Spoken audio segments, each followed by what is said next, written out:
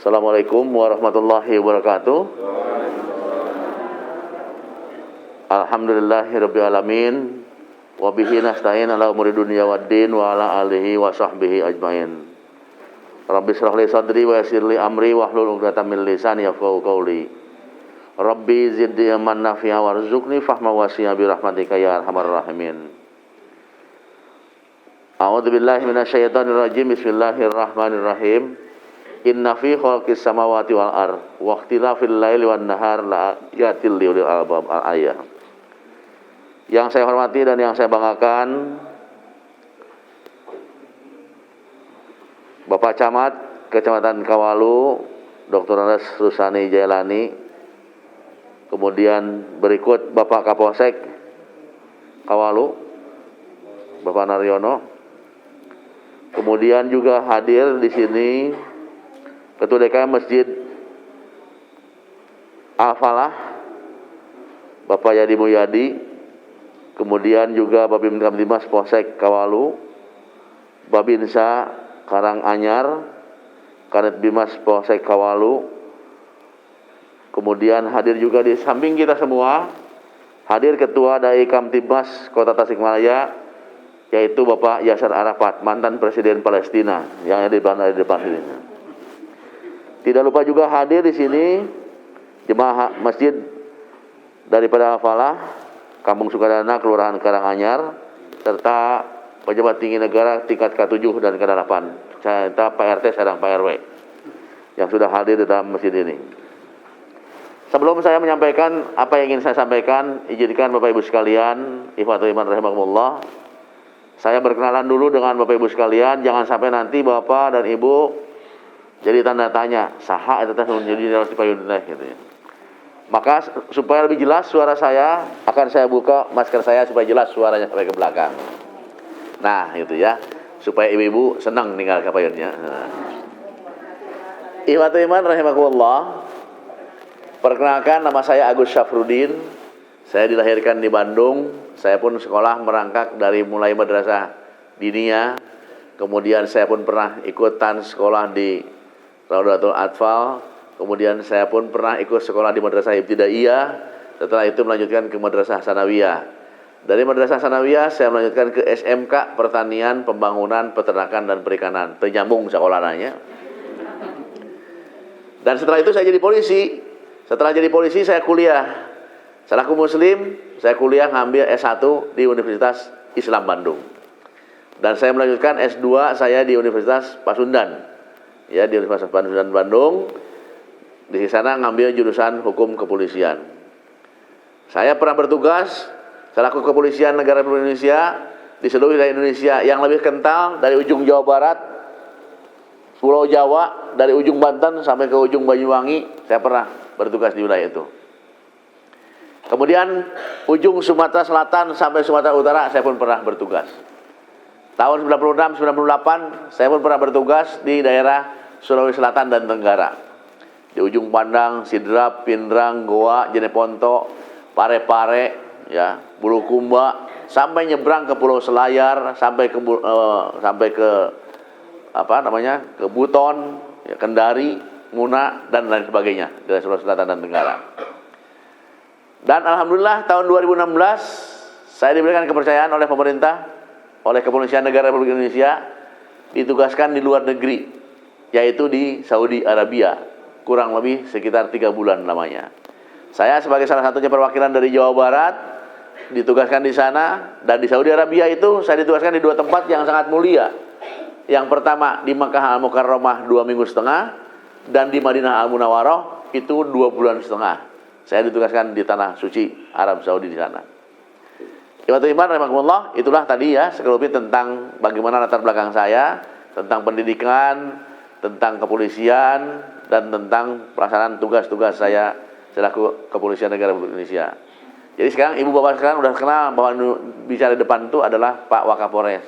Besok lusa kalau ketemu sama Pak Waka, Pak Agus, tolong saya disapa. Kalau sudah kenal, tolong saya ditanya. Tujuannya apa? Jangan sampai masyarakat kaget. Kok subuh ieu bedanya loba polisi di dieu, sahanya rek tewak di kampung ieu. Nah, jangan sampai ada tanda tanya seperti itu. Karena biasanya kalau ada polisi datang di suatu tempat, sok jadi tanda tanya, aya naon ieu rumah polisi, aya naon ieu rumah polisi dan sebagainya, ya. Terutama ibu-ibu. Tapi kan kamu dak cerik-cerik singsiran ke polisi, tong cerik aya polisi. Nah, ya. Tahun 2018 pernah dilakukan, tahun 2010 pernah dilakukan penelitian. Maka sengaja saya datang dari masjid ke masjid, datang dari musola ke musola, datang dari pesantren ke pesantren. Tujuannya apa? Ingin mendekatkan diri antara polisi dengan masyarakat. Ibu-ibu kedengaran suara ke belakang jelas? Jelas ya. Tujuannya adalah untuk itu. Jangan sampai ketika nanti polisi ketemu dengan masyarakat, masyarakatnya masih kena sieun ke polisi. Maka sengaja saya ngikis citra yang tidak baik di depan masyarakat tentang polisi itu melalui pendekatan kuliah subuh. Ketika saya jadi Wakapolres, ada 4 yang saya lakukan, program yang saya lakukan. Di luar daripada jam dinas. Pertama, melaksanakan subuh keliling. Istilah saya namakan adalah suling subuh keliling. Yang kedua, maghrib keliling. Yang ketiga, isya keliling. Yang keempatnya, Jumat keliling. Kenapa ngambil di waktu itu? Jangan sampai nanti saya korupsi waktu ketika saya dinas. Dinas saya jadi anggota polisi dari jam 7 sampai jam 4 sore. Ataupun sampai jam 5 sore. Walaupun memang benar kenyataannya polisi itu tugasnya 24 jam. Bukan di jam-jam itu saja. Tapi lebih kental di antara jam 7 pagi sampai jam 15.00 atau jam 17.00 di sore hari. Kalau subuh hari saya belum waktunya tugas. Maka sengaja saya melakukan program subuh keliling. Kenapa dilakukan subuh keliling? Karena saya mengambil suatu pahala yang terbesar dalam salah satu ibadah.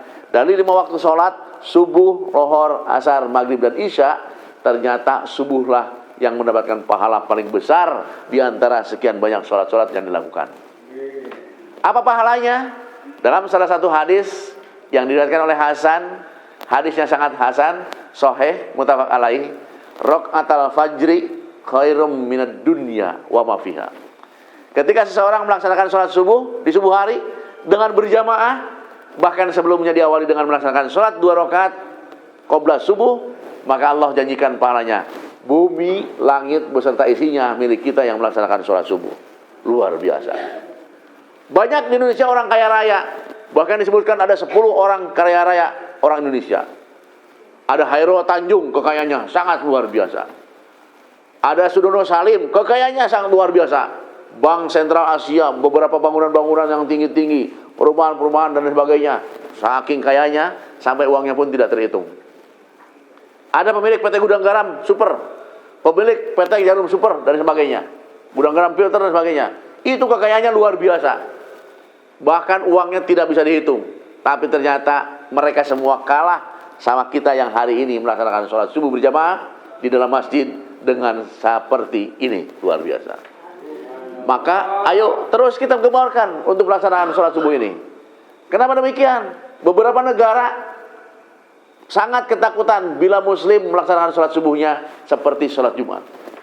Mereka akan takut kalau muslim ketika sholat subuhnya sudah seperti sholat Jumat, maka negara itu akan menjadi negara yang makmur dunia dan akhirat. Kalau kita ingin seperti itu, ayo kita terus gemborkan seperti ini. Gemborkan seperti ini. Jangan sholat subuh rame teh karena mau datang Wakapolres Hungkul, jangan. Tapi yuk terus kita tingkatkan. Saya kembali lagi, ya. Izinkan Pak, ini saya mungkin berdiri supaya ibu-ibu bisa lihat sampai ke belakang, ya. Nah, langkung saya berdiri, ya. Ibu-ibu yang ada tiang-tiang, geser kiri, geser kanan, ya, supaya tidak terhalang dengan tiang-tiang sebagainya, ya. Sok geser. Biar lihat Pak Agus teh seperti apa, gitu, ya. Gantengnya Pak Agus kayak bagaimana, gitu, ya. Silakan geser. Tolong apa yang saya sampaikan, terutama untuk anak-anak, disimak dengan baik. Karena nanti ada pertanyaan-pertanyaan yang akan saya lempar bagi anak-anak. Yang bisa jawab dapat hadiah dari saya. Hadiahnya apa? Banyak saya sediakan hadiah. Saya bawa tuh 1 mobil hadiah di depan tuh. Ada Al-Quran saya siapkan. Ada mukena saya siapkan. Ada sarung saya siapkan. Semua baru, bukan yang bekas. Ya, makanya perhatikan anak-anak tolong ke sini, termasuk ibu-ibu ya. Nanti yang apa sampaikan kemudian bisa dijawab, nanti bapak-bapak, ibu-ibu, termasuk anak-anak semua nanti bisa mendapatkan hadiah yang sudah saya siapkan. Termasuk saya siapkan ada sarden saya bawa. Ya, saya bawa sarden nih. Khusus untuk orang-orang sini nih. Makanya tolong diperhatikan ke sini semua. Nah, ya, nanti kalau datang ke rumah tenang ya, ada Indomie, ada beras, ada minyak dan sebagainya, saya sudah bawa di mobil itu. Ya, tinggal nanti miliknya dapat apa kita perhatikan. Ikhwatul iman rahimahullah, saya tadi kembali lagi. Saya ingin mendekatkan diri dengan masyarakat supaya apa? Supaya masyarakat kalau sudah kenal dekat dengan polisi. Besok lusa kalau sudah kenal hafal dengan polisi. Kalau ada apa-apa langsung informasikan ke saya. Tidak usah kemana-mana. Jangan sampai ketika kita melihat suatu kemungkaran di tempat ini, kita diam saja. Itu adalah kesalahan yang sangat luar biasa. Di tempat kita ada orang judi, kita diam saja, dosanya bagi mereka yang diam tidak melaporkan kepada polisi. Di tempat ini ada orang adu ayam, kita diam saja, biarkan aja. Amaluna amal hukum, amal manena ke manena, amal urang ke urang. Cicingnya lapor ke polisi, itu salah. Di tempat ini ada orang jual miras, diem aja. Nanti kalau lapor, orang disingsiunan, orang ditenggulan, orang didiniun dan sebagainya. Diam saja, salah itu semua. Tapi kalau sudah kenal, sudah dekat dengan seperti ini, besok lusa ada kejadian yang menimpa terhadap masyarakat. Ada kejahatan yang menimpa terhadap masyarakat. Pak, kemarin saya melihat di tukang las eta aya nu nyieun obeng, tapi obeng teh segitilu. Obeng seperti ini. Oh, itu adalah pelaku kejahatan sepeda motor. Bisa ditangkap. Itu pernah kejadian tahun 2002 saya di Lembang. Di salah satu tukang las ada orang yang bikin kunci T. Apa gitu. Ada orang masyarakat, Pak, itu kok ada orang bikin kunci seperti ini gini, lapor ke saya. Ternyata setelah saya tangkap dia pelaku pencurian kendaraan bermotor. Kan kalau sudah kenal bisa lapor seperti itu. Kalau sudah dekat bisa nyampaikan seperti itu. Jangan lagi takut sama polisi. Kenapa tahun 2010 pernah dilakukan penelitian kunaon sebabna polisi dipikasian ke masyarakat? Ternyata yang menjadikan penyebab adalah ibu-ibu. Punten ka ibu-ibu ya. Nah, habat ibu-ibu disalahkan, sampel dilempar sekitar 15.000 orang. 7.500 laki-laki, 7.500 perempuan. Dengan tanya jawab, dengan tulisan, checklist dan sebagainya. Yang menjadikan penyebab kunaon polisi dipikasian ke masyarakat adalah ibu-ibu. Pak Agus, saya mah tidak pernah ada urusan dengan polisi. Saya mah tidak pernah ada kasus dengan polisi dan sebagainya. Tapi apa yang terjadi? Di dalam rumah tangga kita, di dalam lingkungan kecil kita punya anak susah makan, kita punya anak susah ngaji, kita punya anak susah sekolah dan sebagainya. Lamun teu daek mandi dilaporkeun ke polisi. Lamun teu daek ngaji ditenggelan ke polisi. Jadi polisi itu sarua jeung bebegi gitu tah. Dipakai nyingsiran ke budak urang kayak gitu. Sampai anak kita saja ketika sedang main dengan temannya, sedang jalan-jalan main dengan temannya, injek cangang pisang, jatuh. Setelah jatuh luka, sampai anak kita menangis. Naon nu dilakukeun ku indungna? Ditenggulan budak teh. Geus manyeri ditenggulan atau beuki tarik ceurikna teh. Geus kitu disisiran ku polisi. Tong sieun, tuh, aya polisi. Nah. Akhirnya apa? Sejak saat itu, begitu anak itu melihat, mendengar dan memperhatikan kata-kata polisi, dalam benaknya akan tertanam secara psikologi, dia pasti akan takut sama polisi. Sampai kapanpun dia akan takut sama polisi. Maka saya minta kepada bapak ibu-ibu, terutama di rumah, lamun urang boga budak ceurik ti soledat ting cangkang cau bejaan, kunaon eta teh. Ibu yang hebat, anaknya diangkat, disimpan di dadanya di sini. Kemudian dia sampaikan kepada anaknya, "Nak, kalau main itu hati-hati, tong nincak cangkang cau, sabab cangkang cau teh leueur." Itu akan jadi pembelajaran bagi anak kita. Anak kita sudah tenang di dalam dada ibunya, kemudian ibunya memberikan edukasi dengan memberikan penyampaian bahwa cangkang cau teh leueur. Sampai kapanpun anak itu tidak mungkin akan nginjak lagi cangkang cau. Sok, ya. Nah, apanya? Orang tuanya menyampaikan seperti itu. Tong disingsieunan, iya budak terek mandi, disingsieunan naon hubungan yang polisi. Kan tidak ada. Budak tidak mau mandi disingsieunan ke polisi. Ya, bahkan ada yang lebih parah lagi. Apa? Yang lebih parah lagi? Budak awewe cicing lawang panto, neng tong cicing lawang panto bisi nontot jodoh cenah tuh kayak gitu. Naon hubungan anak lawang panto jeung jodoh? Ujang tong keluar peuting. Sabab naon? Tadi dina tanggal eta teh anu bisa ditanya. Bener dina tanggal eta teh bisa ditanya. Teu disampaikan kayak gitu, ya. Tong lumpang ka dinya tah, dina batu gede eta teh aya naon, aya itu dan sebagainya, aya di demit, ada degelu, dan lain sebagainya disampaikan. Tidak perlu disampaikan seperti itu. Bahkan kalau kita yakini dalam hati, kita akan menjadi orang yang syirik, percaya bahwa di tanggal eta teh aya sesuatu. Kita bakal jadi syirik, bakal jauh dari Allah bahwa di gunung eta teh aya sesuatu. Bahwa di kuburan eta teh aya sesuatu dan sebagainya. Jangan kuburan Nggak apa-apa, kuburan. Tong dipekesieun kuburan. Setiap manusia pasti bakal meninggal dunia, bakal masuk ke dalam kuburan. Ieu mah ngalewat kana kuburan, sariun kabehanana. Tong ngalewat kana kuburan eta mah cenah. Sabab naon kuburan eta mah kamari ge hudang deui. Moal aya. Dalam sejarah kuburan hudang deui moal aya, moal aya. Maka sengaja saya melakukan seperti ini. Besok lusa, Bapak Ibu sekalian, tolong ya, lebih dekat lagi dengan polisi. Di sini hadir Kapolsek, oh eta Kapolsek teh. Di sini hadir Pak Camat, oh itu Pak Camatnya. Ada Babinmas, ada Babinsa, itu Pak Camat, Babinsa dan sebagainya. Kita sekarang sudah lebih kenal lagi. Yuk, mari kita sama-sama lebih dekat lagi dengan pihak kepolisian. Ibatul iman, rahimakumullah, sambil saya datang ke sini pun saya menyampaikan sedikit baligu ani walau ayah. Sampaikanlah walaupun hanya satu ayat. Saya punya sedikit ilmu yang bisa saya sampaikan kepada ikhwan dan akhwat sekalian. Saya punya ilmu mungkin bisa diserap oleh Bapak dan Ibu sekalian. Yang mudah-mudahan pulang dari sini bisa terap dalam otak kita. Kenapa? Setiap manusia itu harus menjadikan seseorang dirinya khairun nas anfa'uhum linnas. Manusia yang terbaik adalah kehadirannya sangat bermanfaat bagi orang lain. Kira-kira kehadiran kita bermanfaat nggak bagi orang lain? Apa manfaat diri kita bagi orang lain? Coba tanamkan sejak sekarang. Dalam kehidupan kita, orang Sunda belum pernah dalam sejarah orang Sunda ayah jadi presiden di Republik Indonesia ini. Betul tidak? Belum pernah orang Sunda. Padahal orang Sunda pinter-pinter, orang Sunda hebat-hebat, orang Sunda sakti-sakti dan sebagainya. Tapi dalam sejarah belum pernah ada orang Sunda belum pernah jadi presiden di Republik Indonesia ini. Padahal penduduk orang Sunda, orang Jawa Barat itu terbesar di Indonesia. Kuasai Jawa Barat, maka bisa menguasai Indonesia. Kuasai Pulau Jawa, maka dia akan berhasil menjadi orang nomor satu di Indonesia. Tapi belum pernah ada dalam sejarah orang Sunda jadi presiden. Kenapa? Karena orang Sunda kalau disuruh jadi pejabat, orang Sunda terlalu memberikan kesempatan kepada orang lain. Terlalu bager lah orang Indonesia mah. Begitu saya jadi pemimpin, disuruh jadi pejabat, apa yang dikatakan orang Sunda? Manggawe ti payun. Nah, kayak gitu orang Sunda mah, ya. Disuruh jadi RT, manggawe ti payun. Disuruh jadi camat, manggawe ti payun. Suruh jadi bupati, manggawe ti payun. Jadi menteri, manggawe ti payun orang Sunda mah. Akhirnya apa? Belum pernah ada yang jadi presiden. Karena apa? Manggawe ti payun kanu lain, ya. Sehingga orang Indonesia Sunda belum pernah ada yang jadi presiden. Sekarang kita coba jangan lagi mangati payun. Mari kita ganti terutama untuk anak-anak nih. Spirit yang ke depan yang lebih hebat lagi. Apa spiritnya?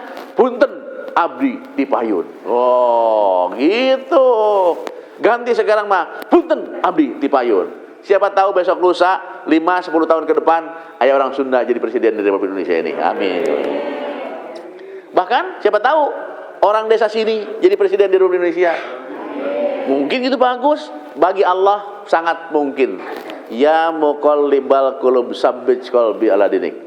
Mau dijadikan apa seperti Allah itu adalah hal mudah bagi Allah. Itu salah satu presiden di luar negeri. Di Suriname, tetangganya dengan Belanda, bergandengan. Itu yang menjadi Perdana Menterinya orang Tasikmalaya. Siapa namanya? Michael Suminta. Oh, mimitina Michael, ujungnya Suminta. Ternyata dia orang mana? Orang Tasikmalaya. Coba bayangkan. Di Suriname itu. Menteri Pendidikan dan Kebudayaannya siapa? George Suyono.